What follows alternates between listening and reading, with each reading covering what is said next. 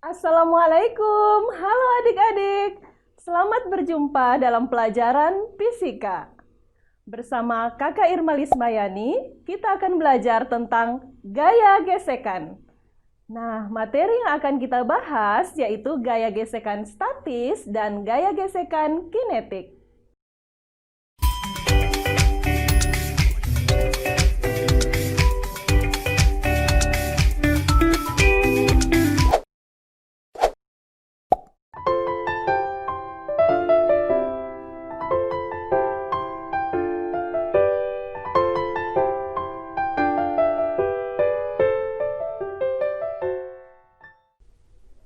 Adik-adik, mungkin beberapa di antara kalian ada yang senang bermain bola. Biasanya laki-laki senang bermain bola nih. Nah, bola kalau kalian tendang di atas permukaan tanah atau dengan kata lain memberikan gaya pada bola, maka bola itu akan bergerak.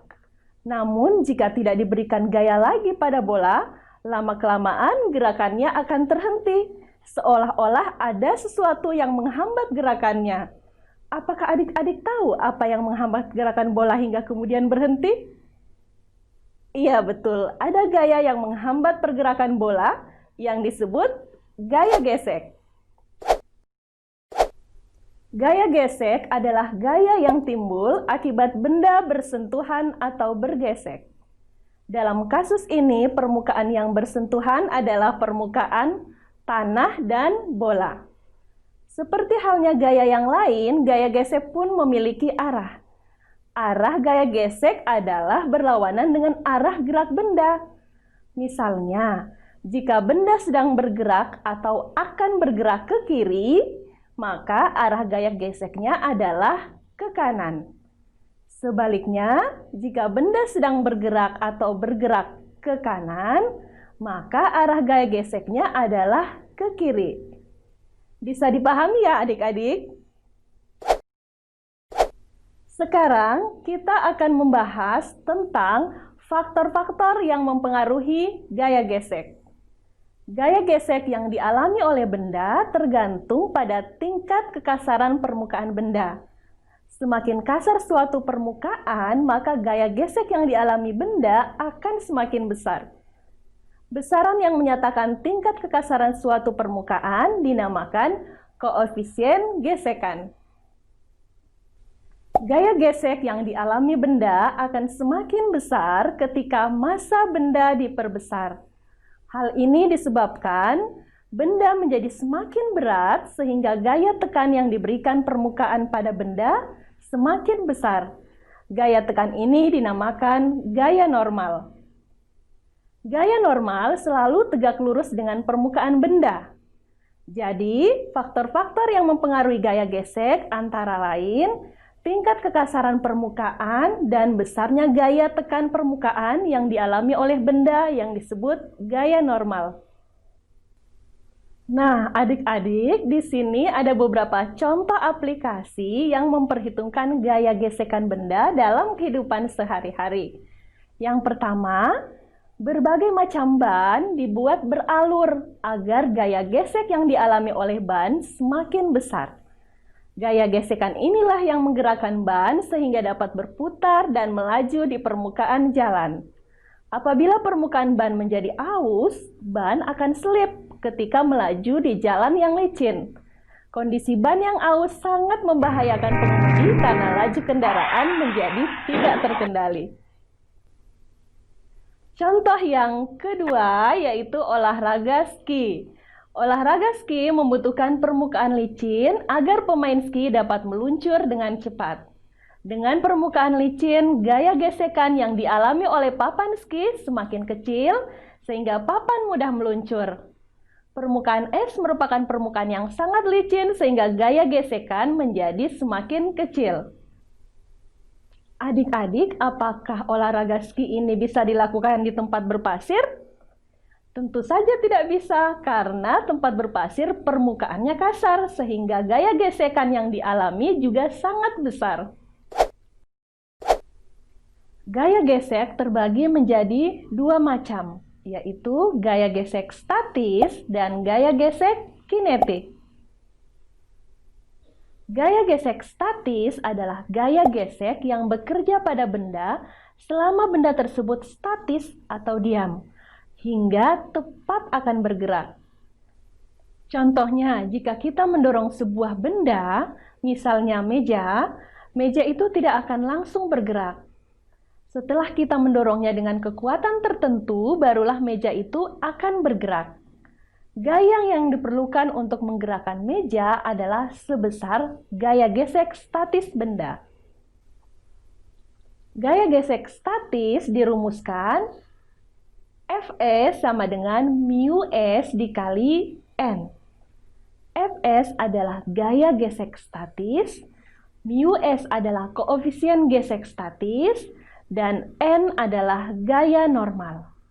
Ingat, persamaan ini berlaku tetap sebelum benda bergerak atau diam.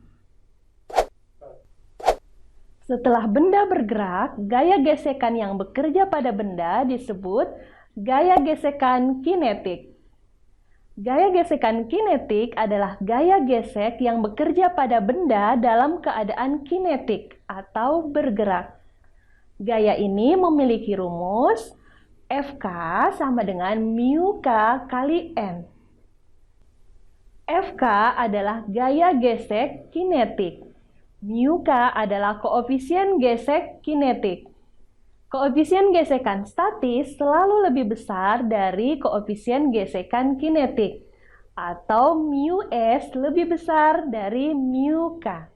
Karenanya kalau kita mendorong suatu benda, awal-awalnya lebih berat dibandingkan kalau sudah berjalan.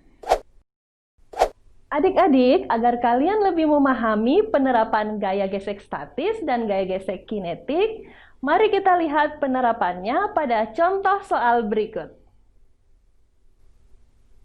Sebuah balok bermasa 8 kg terletak pada sebuah bidang mendatar yang memiliki koefisien gesekan atau mu S sama dengan 0,25 dan mu K sama dengan 0,1. Kemudian pada balok tersebut diberikan sebuah gaya. Tentukanlah besar gaya gesek yang bekerja dan percepatannya jika benda diberi gaya A 15 Newton, B 20 Newton, dan C 30 Newton. Penyelesaian soalnya adalah sebagai berikut. Dari soal diketahui M atau massa sama dengan 8 kg. Mu S sama dengan 0,25 dan mu K sama dengan 0,1. Kita lihat gambarnya. Di sini ada gaya yang diberikan, yaitu bisa 15 Newton, 20 Newton, ataupun 30 Newton. Kemudian ada juga gaya berat. Karena masanya 8 kg, maka gaya beratnya kita hitung massa dikali percepatan gravitasi, sama dengan 8 kg dikali 10 meter per sekon pangkat 2, hasilnya 80 Newton. Gaya berat ini diam terhadap sumbu Y, otomatis gaya normalnya juga harus 80 Newton. Di sini resultan gaya pada sumbu Y, sigma Fy sama dengan 0. Maka N kurang W sama dengan 0. Sehingga diperoleh gaya normal N dan gaya berat W sama dengan 80 Newton. Kalau benda ditarik, misalnya gaya F ke kanan, maka akan menghasilkan gaya geseknya ke kiri. Sekarang kita akan hitung nilai gaya gesek terlebih dahulu, yaitu gaya gesek statis dan gaya gesek kinetiknya. Fs sama dengan mu S dikali N, sama dengan 0,25 dikali 80. Hasilnya adalah 20N. Nah, 20N ini adalah nilai gaya gesek statis. Kemudian untuk Fk sama dengan mu K dikali N sama dengan 0,1 dikali 80, sehingga menghasilkan gaya gesek kinetik sama dengan 8 Newton. Data ini kita jadikan sebagai acuan kapan benda mulai bergerak. Kemudian kita hitung berapa besar gaya gesek yang bekerja jika diberi gaya A 15 Newton. Kita tahu fungsi gaya statis cuman bersifat menahan, yaitu 20 Newton. Sedangkan gaya yang kita berikan yaitu 15 Newton. Otomatis gaya ini lebih kecil dari 20 Newton. Maka benda tetap dalam keadaan diam karena belum cukup gaya untuk menggerakkan benda.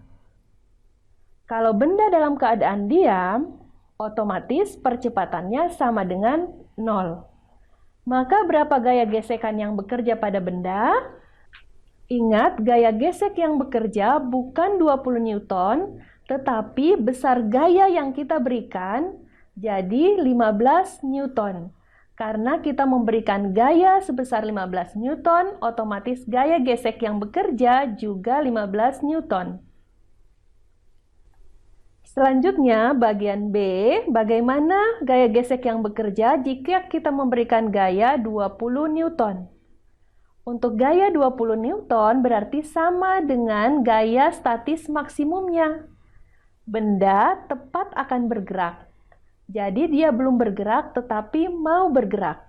Nah, kalau tepat akan bergerak, sudah bergerak atau belum? Belum, jadi percepatannya tetap 0.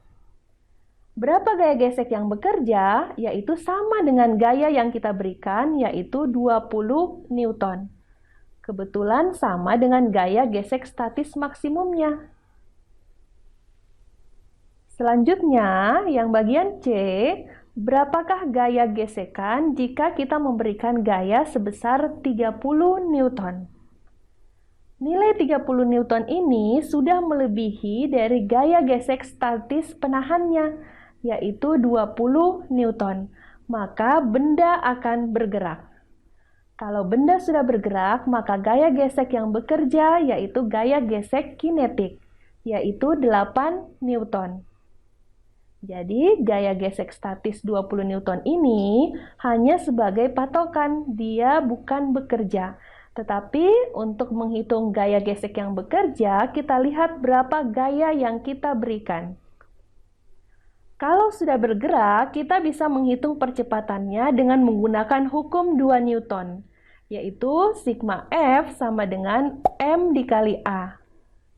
Di sini ada dua gaya yang bekerja, yaitu ada gaya F dan ada gaya gesekan FK. Maka F dikurang FK sama dengan M dikali A. Gaya yang kita berikan 30 Newton dikurang dengan gaya gesek kinetik, yaitu 8 Newton, sama dengan 8 kg dikali A.